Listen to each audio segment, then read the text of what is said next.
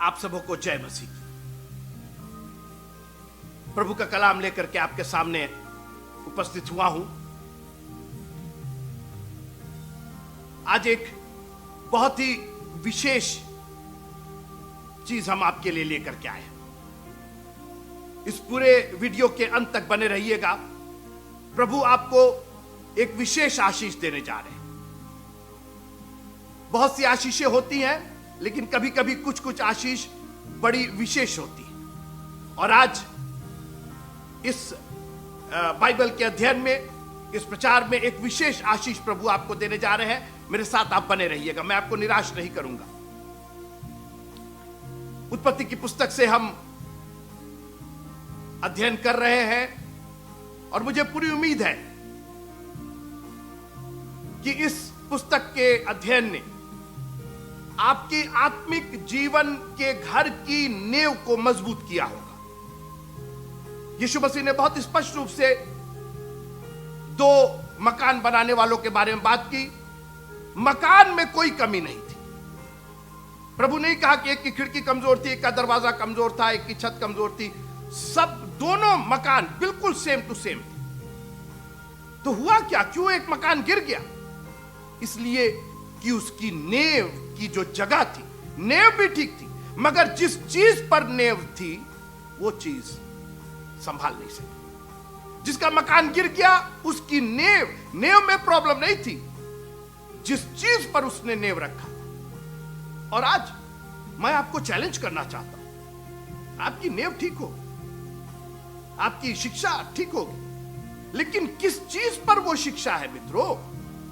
वो सनातन की चट्टान पर है कि नहीं है, या सिर्फ हमारे चर्च के कुछ डॉक्ट्रिन बने हुए हैं, चर्च के अकीदे बने हुए हैं, चर्च का हमने कुछ नियम कायदा कानून बनाया? नहीं मित्रों, वो नहीं चलेगा। चलेगा कब तक? जब तक आंधी और तूफान ना आए। मगर जिस दिन आंधी और तूफान आ जाएंगे वो डगमगा जाएगा। और इसलिए दुआ कीजिए, प्रभु हमें सनातन की चट्टान पर, rock of ages, that's where I want to build my house. आज हम उत्पत्ति की पुस्तक के 50वें अध्याय में है। मैं आखिर शब्द नहीं इस्तेमाल कर रहा हूं। ये दिस इज चैप्टर 50th, 50वां ये अध्याय है। आखिरी नहीं है। नींव आखिरी नहीं होता। नींव तो मकान की शुरुआत होती है। Foundation is the beginning of the building. छत जब पड़ जाती है तब जाकर उसका अंत हो जाता, मगर नींव तो अभी तो शुरुआत है। और इसलिए मैं इसको आखिर नहीं कहूंगा, क्योंकि यहीं से तो अब शुरुआत होती है। और मैं बहुत थोड़ी देर के लिए आपके साथ आज हूं। परमेश्वर का यह कलाम, याकूब की मृत्यु हो जाती है और याकूब ने अपने बेटे यूसुफ से शपथ दिलवाई थी, कसम खिलवाई थी, मेरी लाश को यहां नहीं छोड़ोगे। और प्रभु ने भी उसको आशीष दी थी कि मैं तुझको यहां से निकाल ले आऊंगा। हम परदेसी हैं, यात्री हैं। मैं पढ़ना चाहता हूं इब्रानियों की पुस्तक और उसका 11वां अध्याय। इब्रानियों की पुस्तक और उसका 11वां अध्याय सुनिएगा। विश्वास ही से यूसुफ ने, जब वो मरने पर था, तो इस्राएल की संतान के निकल जाने की चर्चा की कि क्या बात क्या हो रही। मरने पर, अरे जीते जी ये सब बातें होनी चाहिए।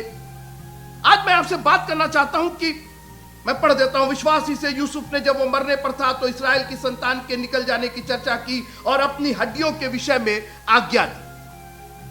आज मैं लाइफ इंश्योरेंस की बात करना चाहता हूं, जीवन बीमा की बात करना चाहता हूं। दीवाने हैं हम लोग, लाइफ इंश्योरेंस हो जाए। अरे आपकी लाइफ थोड़ी इंश्योर्ड हो रही है, आपका मरना इंश्योर्ड हो रहा है एक तरीके से। और सोचिए कितनी मेहनत करते हैं। कोई क्वार्टरली देता है, कोई 6 मंथ पर देता है, कोई ईयरली देता है, उसका जो प्रीमियम होता है। जिंदगी भर कमा कमा के कितनी मुश्किल से, कई बार प्रीमियम देने के लिए नहीं होता तो भाई टाल देते, अगली बार दे देंगे। किसी तरीके से आप अपना लाइफ इंश्योरेंस चलाते हैं। एक दिन आप मर जाते हैं, मिलता किसको है? आपके परिवार को। अच्छी बात है। आपको क्या मिला? और यीशु मसीह ने बहुत स्पष्ट रूप से एक धनी आदमी और लाजर की चर्चा की और उनके लाइफ इंश्योरेंस की बात नहीं की कि जब धनी आदमी मर गया तो उसका लाखों रुपया किसको मिल गया। अरे उसने तो गिड़गिड़ा के विनती की, मेरे भाई नीचे पड़े हुए, अरे कोई बात नहीं, लाइफ इंश्योरेंस का पैसा मिल गया उनको, जाने दो, एंजॉय करेंगे। नहीं मित्रों, मैं आपको चैलेंज करना चाहता हूं, व्हाट आफ्टर योर डेथ। क्योंकि भी आपने सुना, जीना मेरे लिए मसीह है। हम मरने की अभी बात नहीं कर रहे, हम जी रहे हैं, लेकिन जीते जी मसीह में जिएंगे। और मरना लाभ है, किसके लिए? मेरे लिए। और आज मैं आपसे निवेदन करना चाहता हूं कि अपनी मृत्यु के बारे में सोचिए, आपका क्या होगा। हम और आप अन्य जातियों की तरह नहीं है मित्रों। हमारा न्याय होगा, हमें एक जगह मिलेगी, हमारे लिए एक आशा है और अनंत आशा है। और यीशु मसीह ने कहा, मैं आया हूं कि तुम जीवन पाओ। हम यहीं रुक जाते, जीवन मिल गया ना? नहीं, उसने आगे कहा, तुम जीवन पाओ और बहुतायत का जीवन पाओ। पता नहीं ये कब हमारे दिमाग में आएगा ये चीज, हम लोग कब इसको समझेंगे, जबकि हमारे बाप दादे इसको कब से समझे हुए थे। और उत्पत्ति की पुस्तक में अब्राहम ने, जब सारा मरी, उसने एक जगह खरीदी, एक जमीन खरीदी। हम उस पर बात कर चुके हैं।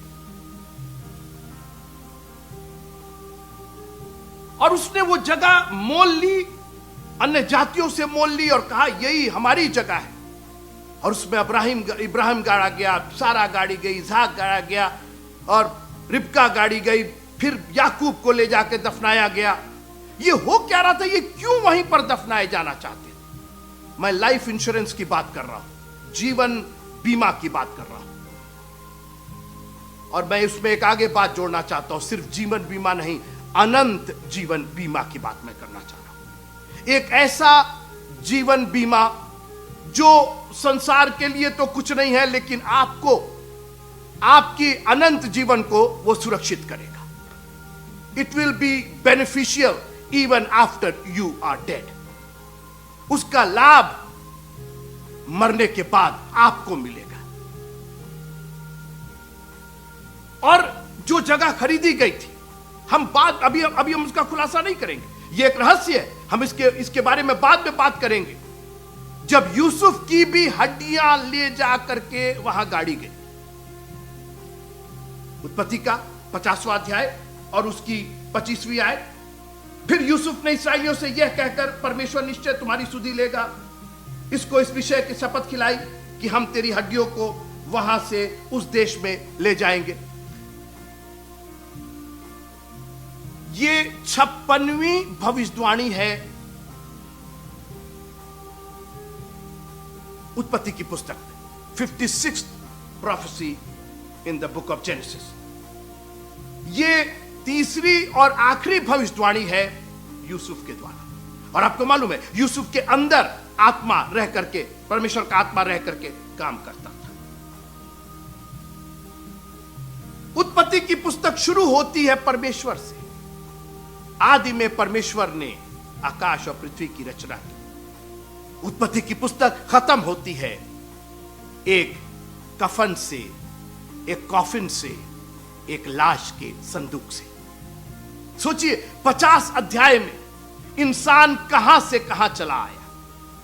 In the beginning God created heaven and the earth. एक ऐसी दुनिया जिसको परमेश्वर ने बनाया था, जिसके अंदर अनंत जीवन रखा था मित्रों। उस बागे अदन में अनंत जीवन था। जिस दिन उस फल को खाओगे उस दिन मरोगे, जब तक नहीं खाओगे, उसका उल्टा क्या हुआ, जिस दिन तक नहीं खाओगे नहीं मरोगे। I have created you for eternity. और आज उत्पत्ति की जो आखिरी आयत है वो एक संदूक में बंद होकर के रह गई। और यूसुफ ने कहा कि मुझे भी यहां नहीं छोड़ोगे, मेरे मरने के बाद कसम खाओ, give me an oath that you will take my bones. और मुझे पूरा यकीन है कि वो सिर्फ हड्डियां नहीं थी, क्योंकि यूसुफ की लाश में सुगंधित द्रव्य भरे गए, जैसा याकूब की लाश में भरे गए थे। आज भी इनको मम्मी बोलते, मम्मी।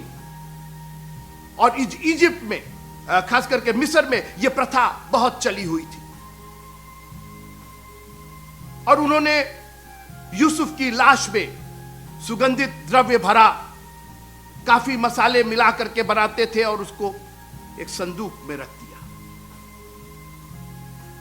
मैं आपसे पूछना चाहता हूं कि ये लोग जो कर रहे थे, विश्वास से यूसुफ ने अपनी हड्डियों के विषय में, अपनी लाश के मरने के बाद यूसुफ हम क्या करेंगे तुम्हारा, आज हमारी और आपकी यही सोच है। इतनी सीमित, इतनी लिमिटेड सोच है। हम सोचते बस हम यहीं के हैं और यहीं खत्म हो जाएंगे और कुछ नहीं। लेकिन इन लोगों को कुछ पड़ी थी। इन्होंने कहा मिस्र में हमें मरने के बाद, क्योंकि जीना तो मसीह और मर जाना लाभ है, वो लाभ मिस्र में नहीं चाहिए मेरे को, वो लाभ मेरे को मसीह के साथ चाहिए। और उन्होंने कहा कि हमको कनान के पास ले जाकर के दफनाओगे। और मैं चाहूंगा कि अगर अभी तक आपको उत्पत्ति की जितने व्याख्यान और जितने अध्ययन हमने दिए हैं, अगर उसकी पूरी कॉपी आपके पास नहीं है, पूरे व्याख्यान नहीं है, तो मेहरबानी से फेसबुक पर जाकर के या नीचे जो ये नंबर दिया गया है, फोन नंबर, इस पर कॉल करके एक चाहे तो फ्लैश ड्राइव में या यूएसबी ड्राइव में हम आपको 100 से ज्यादा सरमन और व्याख्यान और अध्ययन उत्पत्ति की पुस्तक का एक एक चैप्टर पर परमेश्वर की प्रेरणा से दिया गया है। मेहरबानी से ये ऑडियो या वीडियो जिस तरीके से आप रखना चाहें, आप मेहरबानी से इस नंबर पर, जो नीचे नंबर है, उस नंबर पर आप कॉल करके अपनी वो प्रति सुरक्षित करा लीजिए। एक यूएसबी ड्राइव या फ्लैश ड्राइव जिसको हम बोलते हैं, उसके अंदर, क्योंकि आजकल सबके पास डिजिटल वर्ल्ड है और डिजिटल देखने की चीजें हैं, आप उस पर बहुत आराम से देख सकते हैं। और आप जरूर ये सुनिएगा कि किस तरीके से वो जगह अब्राहम ने खरीदी। अब मुझे पास समय नहीं है, और क्या हुआ और क्यों वहीं पर सब गाड़े जाना चाहते थे, इसके बारे में हम खुलासा करेंगे। लेकिन आज ये अपना अनंत जीवन का बीमा करा रहे थे मित्र। इन्होंने कहा मरने के बाद इसको क्या मिलेगा, उसको क्या मिलेगा, ये जाने, मैं तो अपने प्रभु परमेश्वर के साथ जाऊंगा।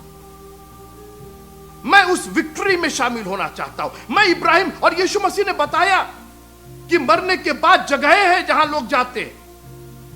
वो धनी आदमी उस आग में तड़प रहा था, जबकि लाजर जो भिखमंगा था वो इब्राहिम पिता की गोद में बैठा हुआ था। मैं आपसे निवेदन करना चाहता हूं और चैलेंज करना चाहता हूं आपको, आपने अपना अनंत जीवन बीमा कराया है कि नहीं कराया है?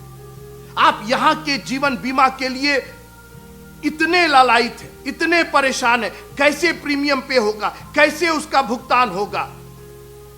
कभी आपने सोचा है कि हम जो मसीही, उस अनंत प्रभु पर विश्वास करने वाले, हम अन्य जातियों से भिन्न हैं मित्रों। इनके लिए मौत वहीं खत्म हो जाती है, कोई आशा नहीं है। लेकिन हमारे पास एक आशा है, मसीह में जो मरते हैं वो एक दिन उठाए जाएंगे, हम बदल जाएंगे मित्रों।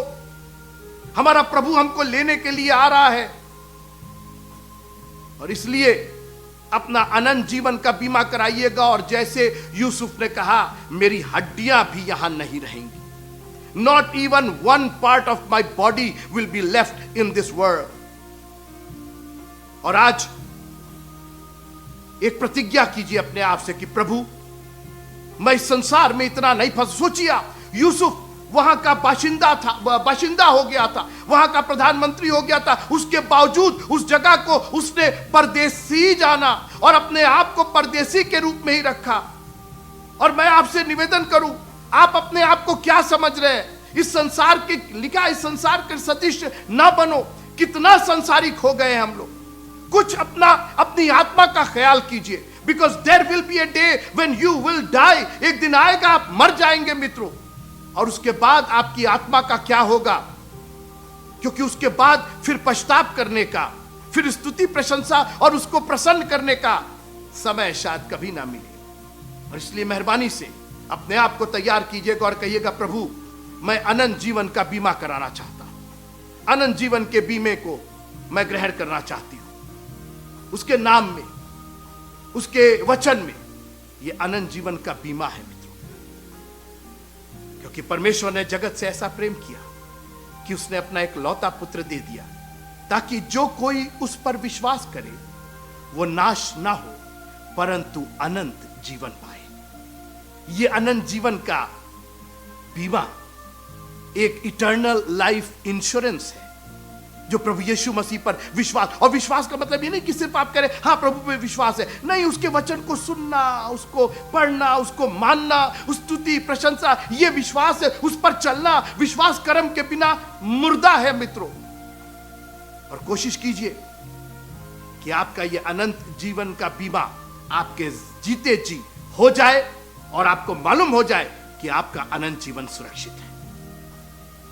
आज एक मैंने जैसे आपसे वादा किया, एक बहुत विशेष चीज मैं लेकर के आया हूं। मेरे एक मित्र है जो यहूदी है, इस्राएल देश के हाइफा नाम शहर में वो पैदा हुआ और उसके बाद वो अमेरिका मूव हो गया।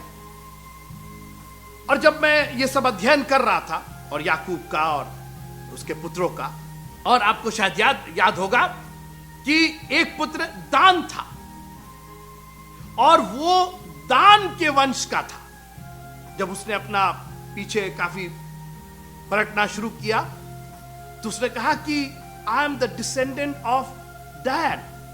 और दान कौन था? याकूब का पुत्र था मित्रों।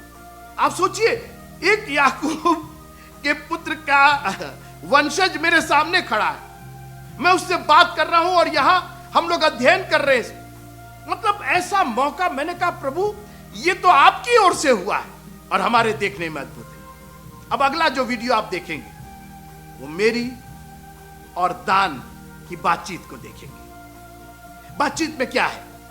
बातचीत में यह है कि जब यूसुफ ने अपने मरने के पहले ओथ दिलवाई और कहा कि यहां से मुझको ले जाना, तो याकूब को तो वो उसी समय ले आकर के गाड़ दिए थे। लेकिन यूसुफ चूंकि मिस्र का प्रधानमंत्री था, मिस्र के लोग दे लव्ड जोसेफ। यूसुफ को दिल और जान से मानते थे, प्यार करते थे। 7 साल के भयंकर अकाल में उसने उनकी देखभाल की थी। फिरौन भी था वहां पर। तो मरने के बाद उसको उसी समय ले जाकर के नहीं गाड़े, सुनते रहिएगा मेरे से, उसको एक संदूक में, एक बक्से में रखा। और मैंने कहा कि मिस्री लोग बक्से बनाते थे, कॉफिन बनाते थे, ज्यूज नहीं बनाते थे, यहूदी लोग नहीं बनाते थे, क्योंकि यहूदी लोग बागेदन की बात से चलते थे। जब परमेश्वर ने आदम को श्राप दिया और कहा कि तू मिट्टी और मिट्टी में मिल जाएगा, इसलिए अब ये इस अगले वीडियो में ये दान बताएगा जो यहूदी है और दान के ही गोत्र का है, याकूब के ही वंश का है। वो बताएगा कि यहूदी लोग किस तरीके से अपनी लाश को, अपने मुर्दे को गाड़ते हैं। और यहां पर यूसुफ को एक बक्से में रखा गया 144 साल तक, 144 ईयर्स यूसुफ की लाश जो ममीफाइड के हो गई थी, जिसको एक संदूक में रखा गया था, एक मम्मी वाले बक्से में रखा, कफन में रखा गया था। 144 साल वो इजिप्ट में, मिस्र में थी। और 144 साल के बाद जब ये मिस्री लोग वहां से जब इस्राएली लोग वहां से निकले तो अपने साथ यूसुफ की लाश को लेके गए। ये निर्गमन में हम देखेंगे। मैंने कहा नेव बनी है, अब तो मकान बनना शुरू होगा। अब निर्गमन पर हम लोग चलेंगे, एक के बाद एक दीवारें, अब तो मकान दिखाई देगा। और इसलिए इस सीरीज को, ये उत्पत्ति की सीरीज जरूर खत्म हुई है, लेकिन ये अगले जो अध्ययन है उसकी शुरुआत है। उत्पत्ति की किताब परमेश्वर से शुरू होकर के एक संदूक पर खत्म होती है। मैं आपको चैलेंज करना चाहता हूं, आप संदूक में नहीं रहेंगे मित्रों। अगर आप प्रभु में मरे हैं, जीना मसीह, मर जाना मेरे लिए लाभ है। मैं मरूंगा भी यीशु मसीह के नाम में, ताकि जब वो आएगा, प्रधान दूत का तुरही जब फूकी जाएगी, उसका शब्द सुनाई देगा, प्रभु बादलों पर आएगा, हम जो मर गए हैं उसके नाम में हम उठाए जाएंगे। मित्रों, बहुत गंभीर बात है, आपकी और हमारी बात है। जब मुझे ये पूरा अध्ययन हुआ, मैंने कहा प्रभु मुझे हर दिन ये रिमाइंड कराइएगा, I want to die in you. मुझे अनंत जीवन का बीमा कराना है। आइए दान के साथ इस जो इंटरव्यू हमने उसके साथ लिया है, इसको हम आगे देखते हैं और प्रभु के नाम में आपसे विदा लेते हैं। जय मसीह। सबों को जय मसीह की। हमें बड़ी खुशी है कि उत्पत्ति की किताब की बात करते करते खुदा ने हमें एक और बड़ा नायाब गिफ्ट दिया, और वो एक हमारे फ्रेंड है, इनका नाम दान है, और ये इस्राएली हैं, यहूदी हैं, हाइफा में पैदा हुए जो इसराइल में है, और ये हमारे मित्र भी हैं और हमारे साथ यहाँ पे काम भी करते हैं, अमेरिका में अब रहते हैं। और आप सोचिए कि हम इब्राहिम की बात कर रहे हैं, इसाक की बात कर रहे हैं, याकूब की बात कर रहे हैं, और याकूब के 12 पुत्रों में से एक पुत्र का नाम दान था, और ये उसी गोत्र के हैं और इनका नाम भी दान है। और मुझे इतनी खुशी हुई कि प्रभु ने ऐसे समय में हमें इनसे मिलवाया, और मैंने इनसे रिक्वेस्ट की कि ये हमें बताएं कि यहूदी लोग अपने मुर्दों को कैसे गाड़ते हैं, क्योंकि उसी पर हमारी बातचीत हो रही है। So Dan, thank you so much for being with me here, and I really very good, thank you. So where were you born? In Israel, in North Israel. North Haifa. Israel, in Haifa. Yes. Wow, ये उत्तरी Israel में पैदा हुए Haifa नाम के। So how long did you live there? 25 years Oh. after I came here. Okay, to 25 United साल ये वहां रहे, उसके बाद यहाँ आए। So your mom and dad both were from Israel, States. Right? Yes. Oh, Yes. wow. They born there and raised there. Yes. Wow. So do they live there yet, or they Yes. come here? Yeah, no, they in Israel. Okay. So do you keep going back there? Sometime. Yeah. This month I supposed to be go Back to, there. Yeah, back there, but Because of the COVID, I stand there. तो ये कह रहे हैं कि इनके mummy papa वहाँ रहते हैं, और ये पूरी तरीके। So where is your kippah? Can you get your kippah, Yeah, please? sure. Yeah, right there. ये जो एक किपा होता है जो यहूदी लोग सिर पे लगाते हैं, तो इनके पास तो अभी नहीं था, लेकिन मेरे पास था, तो मैंने इनसे कहा कि आप ये लगा करके रखिए, क्योंकि हर सैटरडे को, every Saturday, right? yeah, Friday night, yeah. Friday night Yeah. and Saturday. Okay, Friday night, शुक्रवार की रात, और शनिवार को, और शनिवार no work on Saturday, Sabbath. Sabbath and it starts from Friday night okay till Saturday night. Okay, Yeah. So It's 25 hours. और 25 घंटे का, सोचिए 25 घंटे का, हम लोग को तो मालूम नहीं था, 25 घंटे का इनका ये सैबत होता है, जो फ्राइडे नाइट से शुरू होता है। It's in the summer. It's around 7, and it's out in Saturday around 8. Okay, सो गर्मियों में फ्राइडे को, शुक्रवार को 7 बजे शुरू होता है सबत, और शनिवार को शाम को 8 बजे तक वो सैबत रहता है, जब कोई काम नहीं कर सकते हैं। और पूरी तरीके से ये synagogue, you do go to synagogue, Yeah, right? of course. आराधनालय में जाते हैं, जिसको सिनेगॉग कहते हैं, जो यीशु मसीह गए थे, और हमें बड़ी खुशी है। So I am going to ask him, मैं पूछने जा रहा हूं इनसे कि how do the Jews people bury their dead? वो लोग अपने जो लोग मर जाते हैं उनका कैसे दफन करते? Go ahead. When the Jewish died, so first we take him to the how it's called, the cemetery, okay, and the rabbi right, clean the body. Okay. So ये कह रहे हैं कि जब कोई यहूदी व्यक्ति मरता है, तो सबसे पहले उसको जो कब्रिस्तान है वहाँ ले आते हैं, और वहीं पर एक कमरा होता है जहाँ पर रबाई जो होते हैं, रब्बी जो होते हैं इनके जूइश लोग के, जो प्रीस्ट के रूप में होते हैं, वो उसको साफ करते हैं। Go ahead. Yeah. After he cleaned the body, he put talit, okay, cover the. Right. एक बड़ा सा शॉल होता है जिसको तलीत बोलते हैं, जो ये लोग अपने कंधे पर डालते हैं, लेकिन वो बड़ा होता है, उसके अंदर उस लाश को लपेटा जाता है, and no other cloth, No other clothes, nothing. और बिल्कुल बिल्कुल No jewelry, no nothing. Okay, सब ज्वेलरीज निकाल दी जाती है, बिल्कुल नंगे रूप में बॉडी को रखा जाता है, और उस तलीत में जो कपड़ा आता है Clean. बिल्कुल प्योर और बिल्कुल क्लीन करके, यहाँ तक कि बोलते हैं कई लोग जो टैटू बनवाते हैं, right? Tattoo, yes. They take it out. They take it out. Okay, tattoo को भी how do they take it out? I mean they cut it, They right? cut it. ओ, पूरा काट करके निकाल देते हैं, टैटू भी नहीं जाएगा जमीन के अंदर। Yes, go ahead then. Yeah. And after that, the family come to to the body, and they say some words, and after that, we pray to the body, and we pray to God. Right, of course, To the soul get Right. to God now. Okay, And we take it to the grave, the grave, right, and we say some words. Right, and Put put the it body, down, right, put the dirt. Right, After that, blocks. Right. And that's it. okay, And we so say, God, we no pray. no box, No box, No no, box. nothing. No, no. Only the body with the talit. With the तलीत, cover, right, yeah. केवल तलीत में लपेट करके और सीधे body को ये जमीन पर रख देते हैं। कोई बक्सा, कोई संदूक, कोई कॉफिन नहीं बनता है। ये मिस्री लोग का रूप था। मिस्री लोग संदूक में रखते थे, जो अभी हम बात कर रहे हैं, और यहूदी लोग सीधे उसको जमीन के अंदर रखते थे और उसके बाद दुआ प्रार्थना करके जैसे हम लोग गाड़ते हैं वैसे गाड़ते हैं। सो कैन यू से something in Hebrew? Right, On when I want to doing something, Right. water or something. Okay, या Yeah. So we say, Baruch Ata Adonai Eloheinu Melech HaOlam Shakol Niya Bidbaro. It means thank you God on what you creative, on everything that creative, and after that we drink water. Drink the Okay, yeah. so when you eat food, you say the same thing.